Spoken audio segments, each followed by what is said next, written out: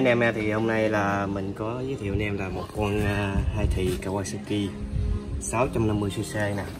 Đây là cục IC viên nó nè, cục sạc với mà đà lẹ đè.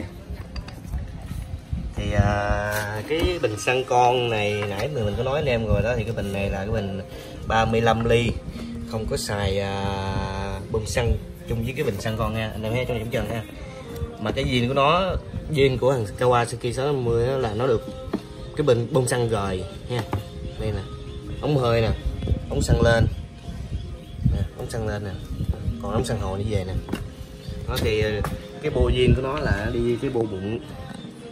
Bô này đi thứ nhất là tiết kiệm xăng, với thứ hai là tăng hiệu suất đề gia tốc cao lắm. Gắn bô này giờ đi gia tốc rất là ổn. Đó. Để mình đề anh em nghe thử ha.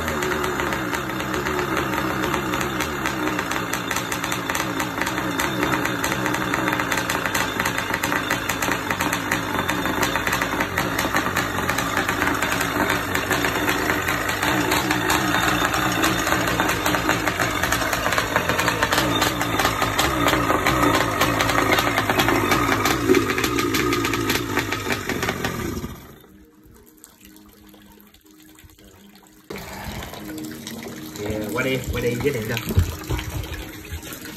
Qua cái này nè.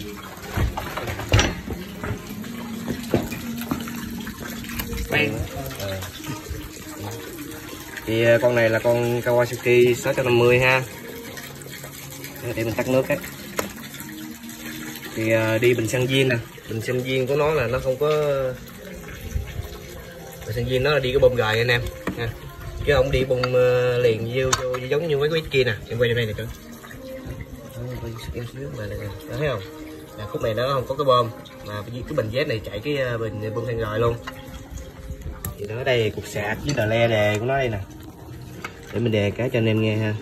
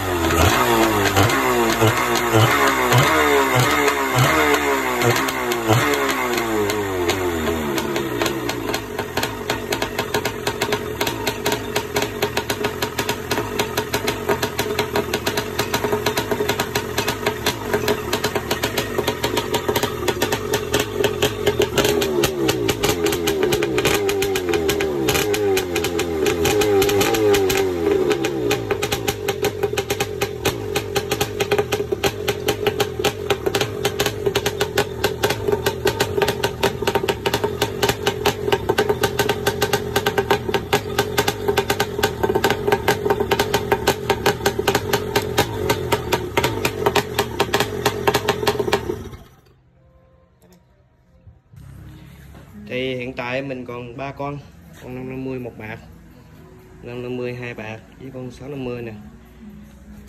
Anh em nào cần nữa thì alo cho mình ha.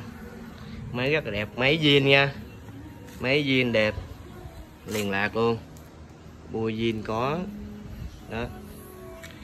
Thì anh em nào cần thì alo mình. Đây con 550 một bạc. Chúc anh em một ngày tốt lành nha.